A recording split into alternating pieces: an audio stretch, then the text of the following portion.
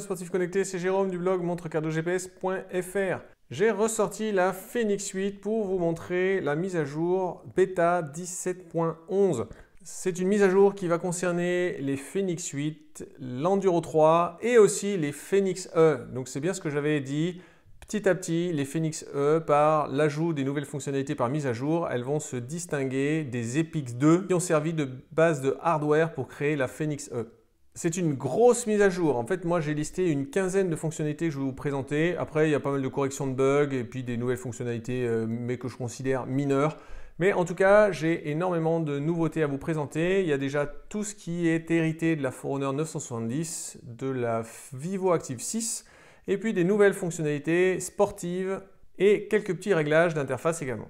C'est une mise à jour bêta, donc pour ça, il faut que vous ayez enrôlé votre montre dans Garmin Connect. Et ensuite, il faut aller sur la montre dans le menu Système et lancer une recherche manuelle de mise à jour. C'est une version bêta, donc il peut y avoir des bugs. C'est une mauvaise idée de le faire si vous avez une course la semaine prochaine ou dans 15 jours. Dans ce cas-là, il vaut mieux attendre probablement le mois d'août quand la version publique définitive sortira. Et attention si vous partez en vacances, parce que je vous rappelle aussi que les mises à jour bêta désactivent la fonction de plongée. Je pense que c'est une question de sécurité pour éviter des bugs. Et désactivent également l'électrocardiogramme. On commence par les fonctionnalités héritées de la Forerunner 970 que j'ai ici. Et plus particulièrement par le rapport du soir, puisque dès que j'aurai cliqué sur Back, il disparaîtra et je ne pourrai plus le revoir d'ici demain. L'idée là, c'est la même chose que le rapport matinal, sauf que c'est le soir, donc ça vous fait un bilan sur votre journée. On a aussi une évolution du rapport matinal. Ça se trouve dans Notifications et alertes, Paramètres de rapport, Rapport matinal. Et donc ce qui est nouveau, c'est ici, on peut customiser les messages qui s'affichent à la fin. Alors moi, j'aurais bien aimé les supprimer, parce que je trouve ça nul. Mais on peut ajouter ce qu'on veut ici. J'avais fait quelques exemples sur une publication sur Instagram. Ensuite, on a des nouveaux widgets. Le widget de économie de course, le widget de tolérance de course et les données de perte de vitesse à l'impact. Alors, je vous rappelle, tolérance de course, vous pourrez tous en bénéficier. En revanche, si vous voulez avoir l'économie de course et la perte de vitesse à l'impact, il faut pour ça la ceinture HRM 600 que je dois recevoir demain dans un colis. Donc pour l'instant, le seul widget que je peux activer sans la HRM 600, c'est la tolérance de course. Ensuite, on a du nouveau pour le triathlon. Jusqu'à maintenant, on avait l'activité de triathlon. Maintenant, dans Garmin Connect, on va pouvoir programmer un entraînement avec par exemple 200 mètres de natation, 20 minutes de vélo, 1 km de course à pied, 20 minutes de vélo, 1 km de course à pied. Ça, on va pouvoir le programmer et on aura une alerte au moment de changer de phase pour passer à la phase suivante. Et toujours pour le triathlon, maintenant on peut s'inscrire dans Garmin Connect à des plans d'entraînement personnalisés pour le triathlon.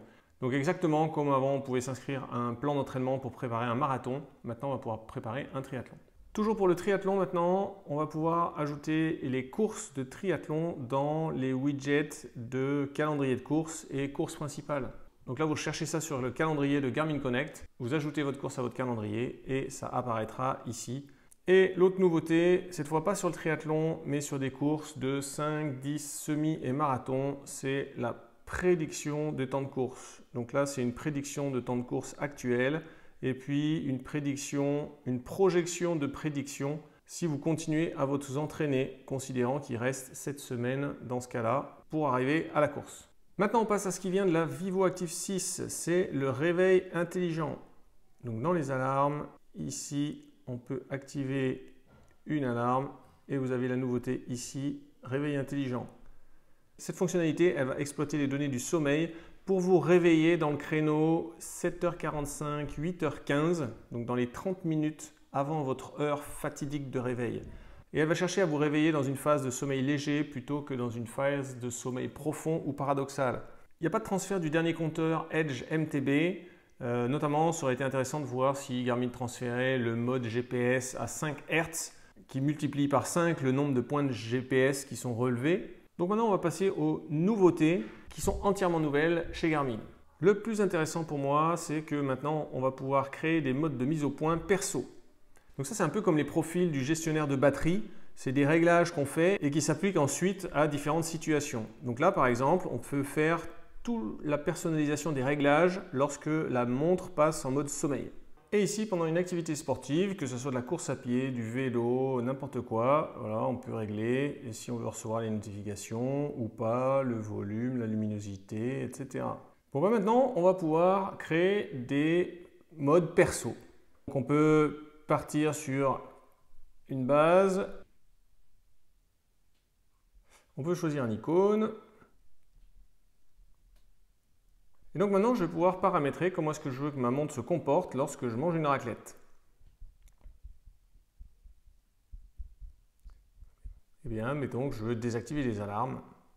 L'avantage, c'est qu'après, au lieu de refaire chaque réglage un par un lorsque je mangerai une raclette, j'aurai plus qu'à activer le mode raclette et voilà. Il y a quelques nouveautés dans l'interface. La nouvelle interface de la Phoenix Suite, c'est les widgets en bas, les notifications en haut. Et en fait, il fallait appuyer sur le bouton Start pour accéder à la liste d'activités. Eh bien, c'est assez logique. Garmin a ajouté un swipe vers la gauche pour accéder à la liste des activités. Et swipe vers la droite pour revenir en arrière. L'autre nouveauté de l'interface, c'est l'ajout d'emoji sur le clavier. Ça, je ne peux pas vous le montrer parce qu'il faut avoir un téléphone Android pour pouvoir répondre aux messages. Dans la liste des applications, on a l'ajout d'une calculatrice ici. Enfin, pour finir, encore deux ajouts sportifs. On a maintenant des suggestions d'entraînement pour le profil de course sur piste d'athlée. Et puis en musculation, on peut maintenant corriger les séries. Chrono démarré. Voilà, donc après une série, on peut swiper là, faire Edit et on va pouvoir corriger le nombre de reps et rentrer le poids.